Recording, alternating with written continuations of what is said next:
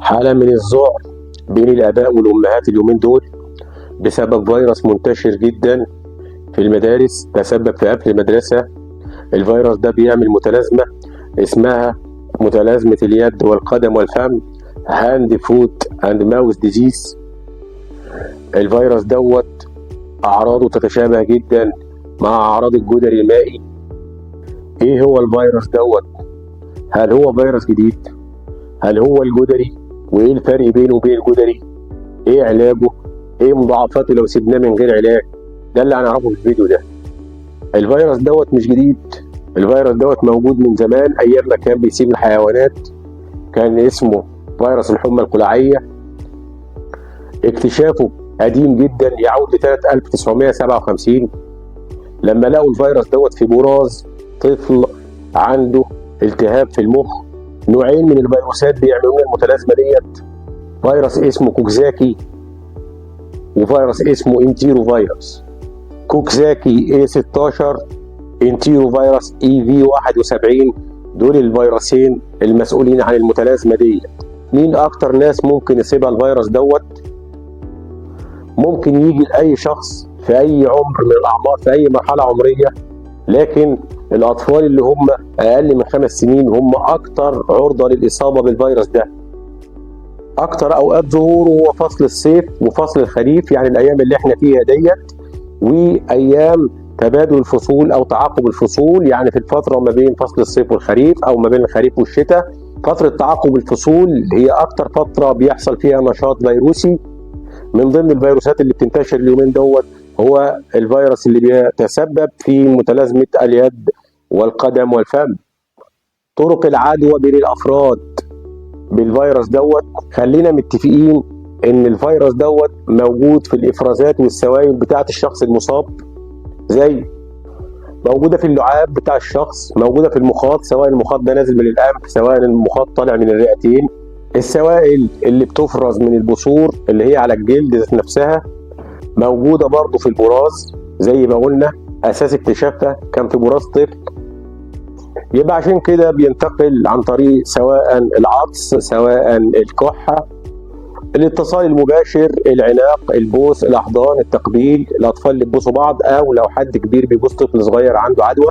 استعمال الأواني بتاعت الأكل والشرب مكان بعض دوت برضو بيسبب انتشار الفيروس دوت، لأنه موجود قلنا في معظم سوائل الجسم أو في معظم إفرازات الجسم. لو أم بتغير حفاضة طفل مصاب بالفيروس ممكن تبقى معرضة للإصابة، لأن هو بينتقل مباشرة عن طريق لمس البراز. لمس الأسطح، لو واحد مثلا عطس وحد لمس الديسك أو الترابيزة اللي هو عطس عليها أو كده، برضه قد يصاب بالفيروس. أعراض متلازمة اليد والقدم والفم، هاند فوت ماوث ديزيز. في أعراض عامة بتظهر على الجسم عموما، وفي أعراض موضعية وهي بتبقى على الجلد. الأعراض العامة زي سخونية، تكسير في الجسم، وجع في العظم، صداع، أريافة عامة، دي علامات اللي هي العدوى الفيروسية عموما. أهم الأعراض بثور أو قرح مؤلمة في فم الطفل، عادة في سقف الحلق أو اللسان أو على اللوز كده، مصحوبة بنزول لعاب كتير، فتيجي مامة الطفل تقول لك العيل بيريل. فأكتر شكوى الأمهات تقول لك والله مش عارف لا ياكل ولا يشرب من القرح اللي في بقه ديت وبيريل كتير. فقدان الشهية من ناحيتين، من ناحية إن هو عدوى فيروسية فبتعمل أريافة عموما وفقدان شهية، وبالإضافة لأن إحنا عندنا قرح مؤلمة في بقنا. بعد يوم أو 2 من ظهور القرح في الفم بيبدأ يظهر طفح جلدي، بعدها يتحول لبثور أو فسافيس، بقع مسطحة على اليد والقدم وممكن الركبتين والمرفقين وأعلى الفخذين. ممكن نوع تقليدي ينتشر في أي مكان عموما، ما بيرتبطش بالأماكن اللي احنا قلنا عليها دي. المضاعفات، ودي حاجة نادرة الحدوث لأن دي عدوى فيروسية بسيطة بتاخد وقت وتخف لوحدها، فهي من الألم اللي بسبب القرح اللي في بقه دوت. طبعا مع رفض الأكل ممكن طفل يصاب بالجفاف أو كده، فبيحتاج محاليل، وبيحصل انفصال للأظافر بعد أسابيع من الإصابة، وديت وارده جدا وشفناها كتير، وبترجع الاظافر تنمو تاني بصوره طبيعيه بدون اي مشاكل.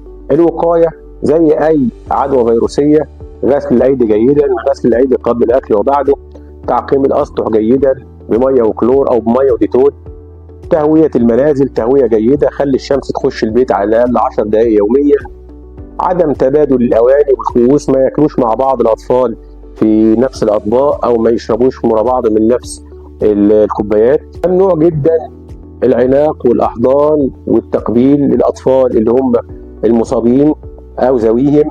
اهم نقطه: طالما عدوى فيروسيه ممنوع منعا باتا اعطاء مضادات حيويه.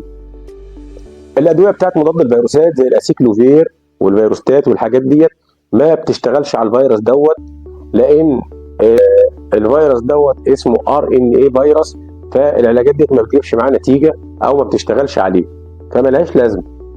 الفيروستات والاسيكلوفير بيشتغلوا كويس على فيروس الهربس، لانه فيروس دي اسمه DNA فيروس، وهم فعلا بيشتغلوا كويس على DNA فيروس. يعني علاجات عرضيه: مسكنات خافض حراره، مسكنات موضعيه عشان القرح اللي في البق ديت زي اوميتسي، زي BBC سبراي، كل ديت حاجات كلها ملطفات ومهدئات موضعيه.